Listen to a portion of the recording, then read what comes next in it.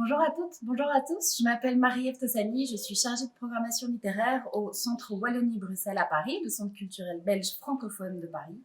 Avec mon collègue Pierre van der Stappen, on a décidé de vous proposer pour cette édition toute particulière de la Nuit de la littérature le livre de Constance Clore, Alpha Beta Sarah, qui sortira dans quelques jours aux éditions du Nouvel Attila. Constance est une écrivaine native de Bruxelles. Elle est à la fois romancière et poétesse. Et c'est précisément ce mélange que l'on retrouve dans son livre qui nous a particulièrement séduit, puisqu'il s'agit d'une prose poétique qui nous a semblé convenir parfaitement à un exercice de lecture comme le propose la Nuit de la littérature, puisque c'est donc Constance elle-même qui lira des extraits de son livre.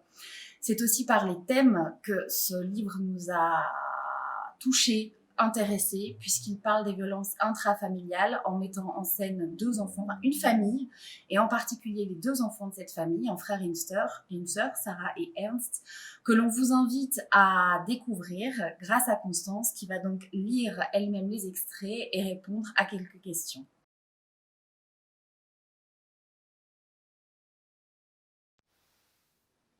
Alpha, Beta, Sarah.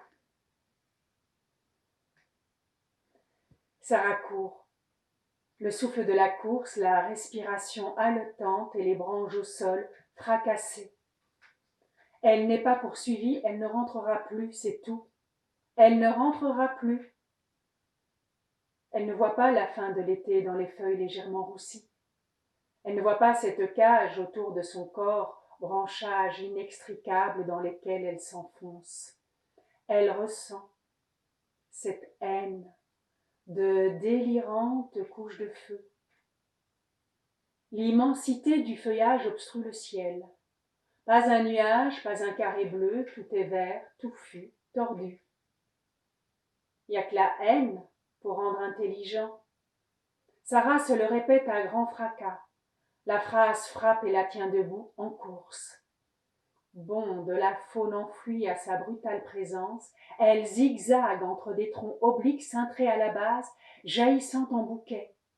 Treillis entre là, grillage végétal emprisonnant des milliers d'oiseaux, et elle, au milieu. Les branches claquent, elle les écarte. Les branches craquent, elle les écrase. Ça craque, craquette, cric-crac, un hennissement même. Et tous ces sons qu'aucune oreille humaine ne percevra, bataille et courageux cheminement d'insectes.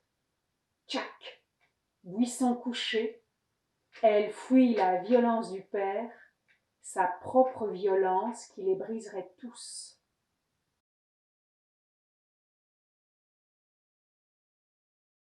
Sur la place du village, chez Dédé, l'épicerie, boulangerie, bistrot assurent les oublis du supermarché. De jour, Caïn est désert, on travaille dans les villes avoisinantes. Mais à l'heure où l'alcool attise les paroles, chez Dédé se fait la conscience du village. Le plaisir à médire, raconter, résiste aux télés et à l'internet assidûment fréquentés. Il faut sans cesse se protéger contre la jactance des pilles et des pipelettes, potiner, jacter, écoufourer, et en même temps soutenir, aimer et écouter. Ah, elle bourdonnait, les pipelettes du village, parlait par phrases rapides et fluides, jamais taries. Poupée, petite vieille à la face de brique cuite, tenait une fois de plus les crachoirs. Poupée, quoi? Ces hommes, ce ne sont pas des hommes, ce sont des mottes de terre. Tu trouves ça normal, toi qui vois jamais le soleil? Au moins le soleil ronge pas leur face. Et le soleil de minuit, qu'est-ce que t'en fais? C'est quoi ça? Tu sais pas que l'ombre brûle bien plus que la lumière? Ah ben, eh oui. Poupée, mais quoi? Roger a quand même perdu 2 doigts. Mais de qui, de quoi on parle? Est-ce que ça te regarde? Bien fait, bien fait. Veulent jamais rien savoir de ce que leurs mains, leur corps connaissent déjà. Justement, sont trop bavards et baladeurs leurs doigts. Qu'est-ce que tu fredonnes encore? Fais pas la blanche, tu sais très bien de quoi je parle. C'est pas facile quand même, ils roulent et cassent des pierres. T'exagères pas un peu. C'est pas pire qu'au temps du chant cadencé des rameurs. Pas sûr. Y a pas à dire. On est tous de pauvres toupies.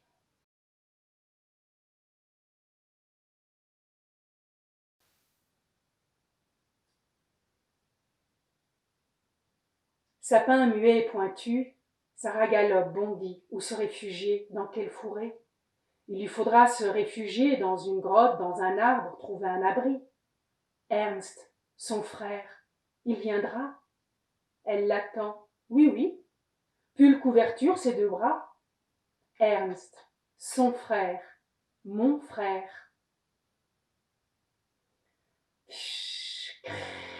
Ouh, ouh, ouh. Sarah buvait l'eau des flaques, elle buvait la rivière, elle buvait la pluie, attendant de voir un visage, une main peut-être. Elle mangeait des œufs de merle. Elle mangeait des feuilles, mâchait des racines, coquelicots, renoncules, et évitait l'intoxication de quelques plantes, belladone ou jusquiane. Ouh, ouh, ouh. Terre noire malaxée sans gants, elle happait les insectes en course, dévorait les champignons.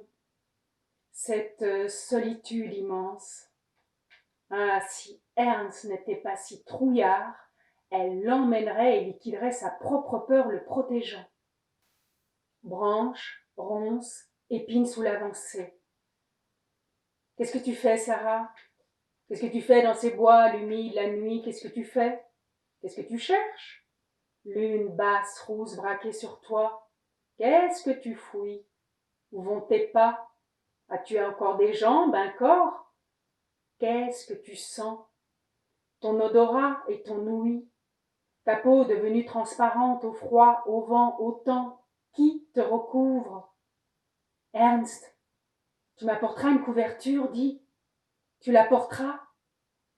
Ça recommence, Ernst. J'entends du bruit. J'entends la nuit. J'entends et vois de moins en moins. Ernst, tu me suivrais ici?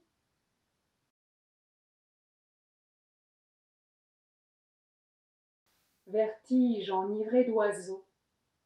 Vocalisation et pépiment. Ernst atterrit couché à ses côtés. Sarah le voit dès sa présence. Tout autour des coups, des cris, mais ce bonheur, eux deux. Sarah l'attrape, le pince, le mord, et bref combat, ils roulent au sol. Ernst, épelait-elle, et la bouche de son frère répondait Sarah. Dents et mordiments, sa peau, son cou, ses avant-bras picorés, et quel baiser! D'une main victorieuse, Ernst brandit le pain hors de son sac, mordi dedans. L'ami roule en bouche, mâché, miam, j'ai faim. Sarah le goûte sur ses lèvres. Une flamme les traverse. Des caresses étranglées s'agitent dans l'air. Ils ne savent que faire. Cette énergie en mouvement. Gorge, rein, et cette sueur étrange. Sarah attirait Ernst vers le jeune homme qu'il serait plus tard. Un jeune homme? Jamais. Il serait sans transition un vieillard. Une détonation les fit trembler. D'où? De l'ancienne mine, de la forêt? La chasse n'ouvre que dans 2 semaines. Pâleur verte. Qu'est-ce que c'est? Ernst frémit. Une gâchette s'en prenait à une vie fragile et palpitante. Clac! Briser la vie. Il sentait une pupille invisible sur eux, une présence dissimulée, pas malveillante, mais désagréablement là. Sarah enveloppa Ernst, serré entre ses bras, le fourra dans un pli de son corps transformé aussitôt en berceuse. Ils se balancent, emboîtés l'un dans l'autre. Un enfant fait son nid dans le corps d'un autre et vit heureux. Et chuchotis, viens là, c'est rien mon petit frère à moi, là, phrasé murmuré et rassurant, c'est rien, on est bien, c'est rien.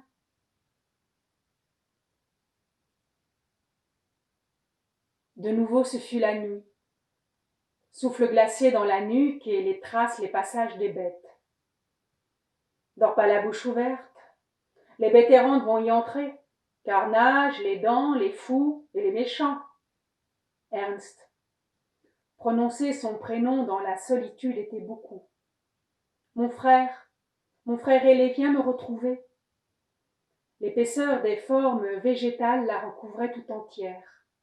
Non, ne pas appeler les animaux les velus, distinguer les poils des peaux humaines, ne pas confondre le vent et buissonnement les voix.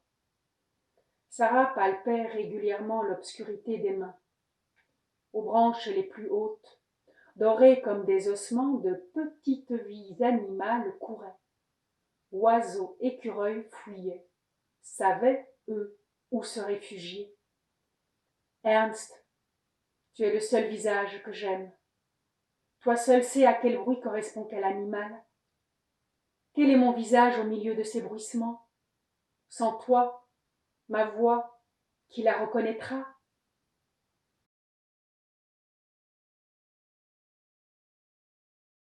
Tremblement, étincelle. Sarah distingua 2 yeux de velours noir qui lui ôtèrent toute force. Elle reconnaissait ce regard, mais doux. Elle s'immobilisa aux aguets. Le buisson remua à la pointe de toutes ses feuilles. Bête tapie au profond des fourrés, un cerf. L'animal la vit, leva la tête, le reste du corps sans un mouvement. Sarah était à quelques mètres et discernait très bien la bête. Poitrail épais, pelage gris clair, et la beauté de la ramure. Leurs regards se fixèrent. Les yeux la regardaient d'une façon extraordinaire, profonde et familière. Elle n'avait jamais été si proche d'un animal. Ils étaient chacun au seuil d'une frontière vacillante, humaine et animale. Le vent respirait, ils le respiraient ensemble. Le cerf semblait la voir, elle le voyait aussi. La solitude demeurait pourtant profonde. Zigzag, fulgurant, le cerf avait disparu.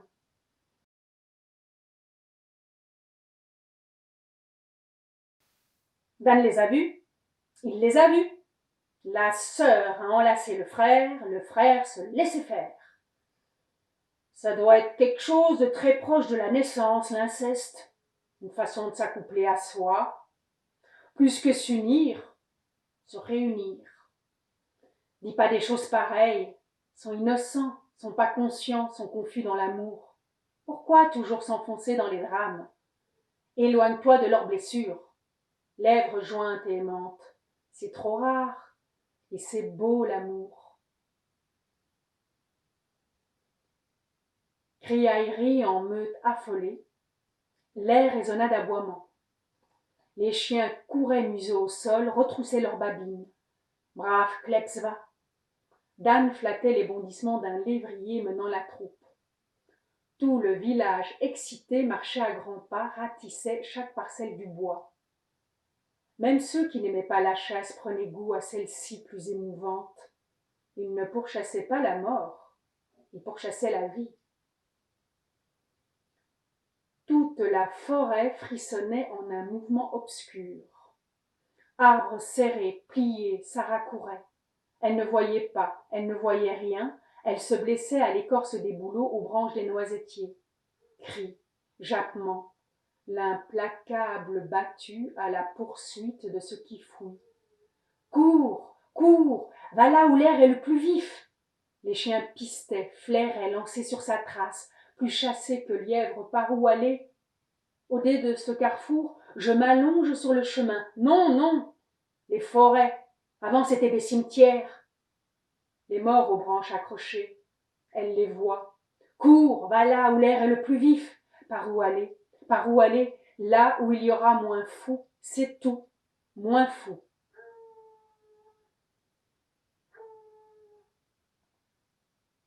Grande plaque de ferraille métallique, lame des bulldozers, gueule d'acier coupante. La grue tourne sur elle-même en un long grincement rauque. 8 mois que la galerie de l'ancienne mine sont construites, consolidées. Un vrai labyrinthe. se cacher là.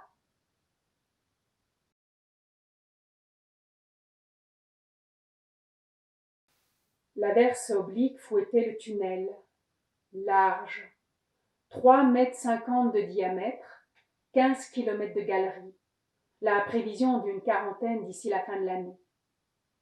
Ce tunnel creusait toutes les imaginations depuis des mois. Noir s'y enfonçait, n'importe quel noir se séparait du monde. Le monde est un œil crevé. Sarah se sentit précipitée dans un cercle vide ou tournoyée sans un regard. Elle avançait avec une détermination aveugle. Son avancée lui apparut un ensevelissement. Elle se retourna. Le ciel en demi-lune s'offrit une dernière fois, puis disparut. Elle venait de quitter le monde du jour pour celui de la nuit. L'inhospitalité des cavités la fit frémir. Elle voulut faire demi-tour, son corps refusa le mouvement. Danger d'écroulement, effondrement, toutes ces alarmes internes s'étaient allumées. Aucune sonnerie ne ramènerait de secours. Elle se sentit dans une impasse. Plus aucune route n'offrirait désormais de tracé. Acculée aux galeries, et toujours des poches, des ventres, des grottes, des tombes. Ici, les hommes ne labourent pas, ils forent. À la surface, fertilité, le sol produit, nourrit. Dessous, stérilité, le roc assèche et tue. Monde nu et dur, elle n'apprivoiserait jamais la pierre. Elle avait froid, elle avait faim. Un bruit monta, un éboulement. L'écho vibra longuement, puis s'éteignit.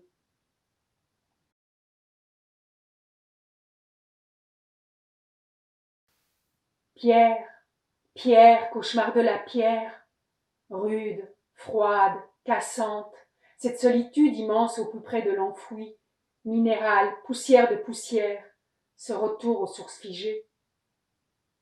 Pierre, pierre, cauchemar de la pierre, les images la traquaient, folle, imprécatrice. Elle les chassait du revers de la main, puis sombrait dans le silence. Tous ces abris avaient été précaires. Je deviendrais mon abri le plus sûr, à défaut des cendres et des ossements. Voilà. Pierre, pierre, cauchemar de la pierre.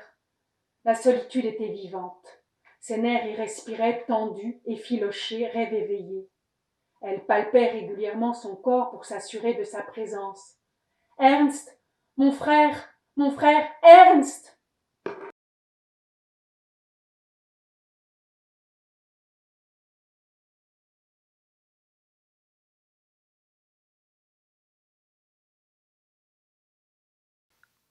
Les personnages principaux sont une famille, le père, la mère et les deux enfants, Ernst et Sarah, qui ont approximativement entre 13 et 11 ans. Ce que ces personnages ont en commun, c'est qu'ils sont traversés par des pulsions qu'ils ne contrôlent absolument pas. Donc le père d'Anne est un homme violent, il bat ses enfants, il chasse et tente d'exorciser sa violence à travers la chasse. Donc il va respecter de moins en moins les règles. Maud est littéralement fascinée par les ouvriers et le monde de la mine. Elle pressent que cet espace pourrait être le lieu de ces sources fécondes, profondes, auxquelles elle aspire mais qu'elle n'ose pas affronter. La violence familiale n'est pas le sujet du roman, c'est le contexte, c'est l'obstacle qui va forcer Ernst et Sarah à trouver une issue. Donc Ernst va tenter de s'échapper par le haut, par le vol, il est fasciné par tout ce qui vole, les oiseaux, les papillons, les mythes même. Et Sarah, elle, va descendre littéralement sous la terre, à l'intérieur des galeries souterraines de la mine. Ce qui m'a inspiré, c'est le thème du labyrinthe, où Ernst, qui n'a pas les moyens en fait de faire le chemin, va s'évader par la voie directe, par le haut, par le vol, donc au risque d'une chute. Et Sarah, elle, va littéralement se retrouver au cœur du labyrinthe et va devoir traverser son propre chaos. Alors, j'ai construit le roman autour de 4 lieux qui sont le décor.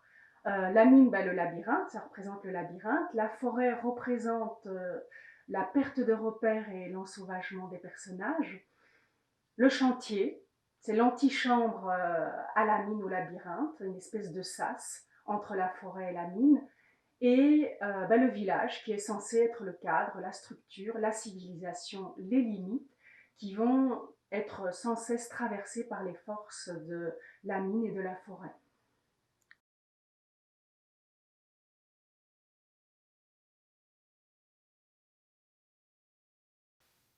On peut dire, oui, que Ernst a un rapport anthropomorphique à la nature, c'est-à-dire qu'il projette en fait ses propres émotions sur les plantes, tout ce qui vit, et particulièrement son arbre, le hêtre pourpre, avec lequel il entretient de longs dialogues.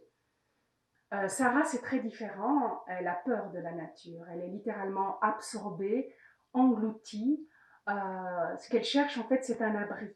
Elle est face à l'expérience que tous ces abris ont été précaires, que ce soit la famille, la forêt ou quoi que ce soit, et qu'il va lui falloir désormais construire son propre abri intérieur.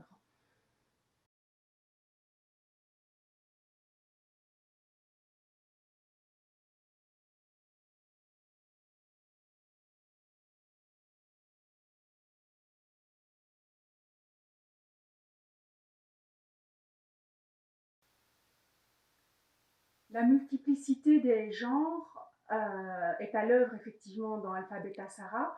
Ce n'est pas un choix, ça s'est fait. Le point de départ de mes romans, c'est toujours des personnages et des scènes que je vois, que je tente de décrire au plus près. Au départ, c'est assez informe, magmatique, et je vais peu à peu organiser, composer. Le style n'est pas l'objectif, même si j'avoue que écrire ou lire, si la question de la forme n'a pas lieu, m'ennuie. Mais ce n'est pas l'objectif. Le style, en fait, est ce qui me permet d'aller au plus près de mes visions et de tenter de faire ressentir les sensations au lecteur. Donc c'est un outil au service de mes visions et des sensations.